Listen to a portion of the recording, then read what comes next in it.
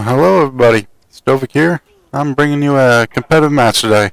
A little 4v4 on the Firing Range Domination. And we actually have a bit of a treat, playing against a pro player, Mr. Fearless from Envy. There was another person from Envy here. I don't think she's on the competitive team, it was a girl. And they were playing with two pickups, so it's not a full team. One guy, Westside Geckos, who we played earlier in scrimmages, that was a really cool guy. And another guy they brought in that it was his really first time in doing scrims. So we weren't exactly a full team, but we played pretty well in this one. And I figured I'd break it down for you guys. Just tell you what we were doing, how we were holding down, why we were playing the positions that we were playing, and how it went, what went good, what went really bad. There's a couple things that look really good, and there's a couple positions where we play that were very, very good. Now, the strategy that we normally go with on Firing Range is to get a triple cap. Triple cap on Firing Range is very easy to hold because it's such a small map. You can only hit a nade to any one of the cap spots. Like we just get naded right there from Fearless. He cooked the nade, it was through perfectly. The setup that we're going to be trying to hold is one person white trailer to not let them have the white trailer spawn. One person wood to make sure they don't get the red house spawn. And one person in tin to make sure that they won't get the C-dom spot. The last person can be a floater. He normally floats around the middle to make sure they can't come up the B ramp. And tin will normally hold down C. He can really help anybody because he can nade A, nade B, get to C real quick. Tin's a very good position as long as you have B. So as you can see on the screen right now, we are down A and C. We have the most important position, which is B. It's the hardest one to cap because it's out in the open. The next spawn we're going to get is down in Firing Range. So that's going to tell us two things. They have the red and the white trailer spawn. So when I go out to C here, I'm going to be looking white because I know the guy's back there. Now I'm going to be more active on this flag because the last time I was on this, he naded us. I can hear the click, run forward, get him. So you got to be very aware of the audio in the game. There'll be a point in the game later where I'm not and I get killed by him because of it. If I ran through, we get a couple kills here, and then we jump back on the flag. You always want to make sure it's 2 or 3 guys down before you get on a flag. Next one, I push right up into the tunnel because I know that they're going to get the Firing Range spawn here. Now, what I do next, go into the beer room. This is not a good place to be. I should have gone right into tin because I can't really cover B and C at the same time. I can get C if I need to, and I tried to nade B. I actually failed because I didn't arc it correctly. But there's really no escape from that room. That's why you never really want to be in that room. It's better just to go up into tin. Now, once again, we got the Firing Range spawn, so you know they're at white and red. You can see he's trying to cap C right away. This time I go right into the top tin. I can see him going around there and again in position. Now tin is probably the one position in the map where you need the absolute most patience. Now if you're wondering what I'm doing right here, I'm actually looking down through the grates onto the steps.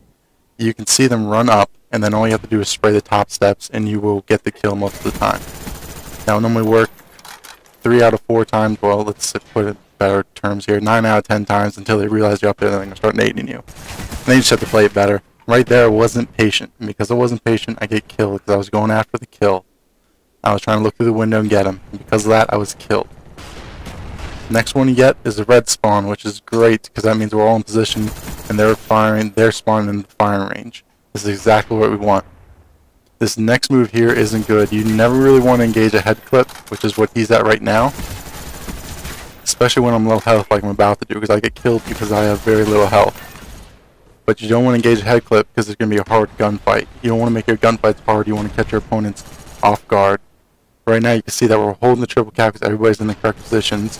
But we got the Firing Range spawn, so they're back at white and red again. So we know where they are. I'm looking up there. I'm going to be pushing up, catch him as he's sprinting. I'm going back into tin. We have B, so I'm going to be holding down tin until it's until we are in an opportunity to get C again.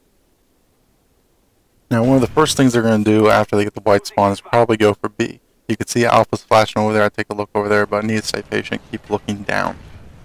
They're going to start pressing B very soon because they're getting the white spawn. It's the most favorable spawn to grab B right away. That's exactly why we always want to have first and white trailer to make sure they can't get there. Always use your cover there. That was actually a pretty good play on my part.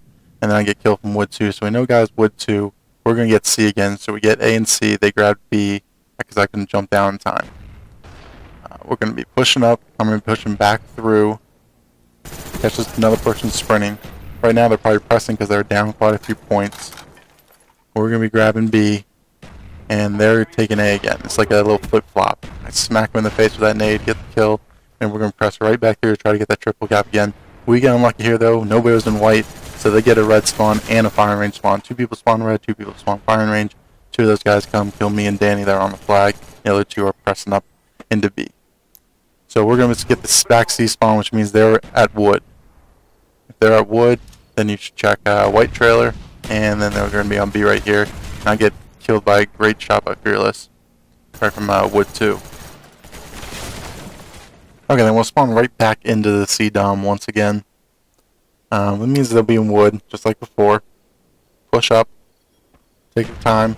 I'm looking at the mini-map right now. I can see that we covered most of the spots, so they're either going to be in wood or firing range. I catch this guy off guard, and then I'm pushing through. I notice the white trailer guy dies, so I'm going to try to push along the side, but he jumps out, catches me really off guard sprinting there. Now I call him out right away, so Cheddarchezz is able to play patiently and get the kill on him right away, which allows me to get the red spawn, which is a lot more favorable than the firing range, because you can access any of the other points a lot quicker. I jump back on A here.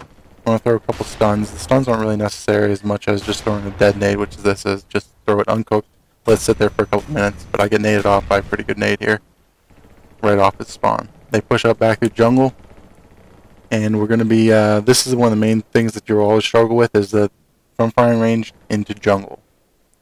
Now we'll notice that I got the firing range spawn again, so that's because they were pushing into wood. So we're going to get white trailer and firing range at this point. So I go back up into tin 2. I was paying attention to my mini-map there, and I got a call out and knows he's in tin 2. So I take my time, push up, get the headshot. Alright, so we're back in tin 2. Just sitting, being patient. This is the spot where I was talking about earlier, where you got to really pay attention to your sound cues. I wasn't doing that here, and because of that, you're going to hear Fearless jump up very soon, and I'm going to get shot right in the side of the head because I wasn't paying attention to the sound cues to hear him jump up and hit me in the window. But that's fine. You can't really be flustered by that kind of thing. You just got to make sure to remind yourself, you need to pay attention to that. Don't let it happen again. Crank your sound up on your mix amp if you have to. Do what you got to do. But we get the C spawn here again. I get the guy rushing up through firing range. They have A and B, which is not what we want. We want to get B back right away. And right here, this is called the sneak cap. You see Danny laying down over there? If I see him laying down in that little sneaky spot, I'm going to stand up and let them think I'm the only one taking the flag. And because of that, we get the flag. Because they never notice that Danny is laying down, which is the perfect way to do that sneak cap. Anyways, guys, this game is coming to an end real quick here. If you enjoy this kind of thing, let me know. Give me a thumbs up. You know, I do believe Cheddarchezz, one of the other guys on my team in the game here, did all the live commentary for this game. He may be posting that up on his channel. If it's not this one, then it's the one we played against them before. We didn't get quite as good of a score, but it was still a very good game. But anyways, I hope you enjoyed it, and thank you for listening.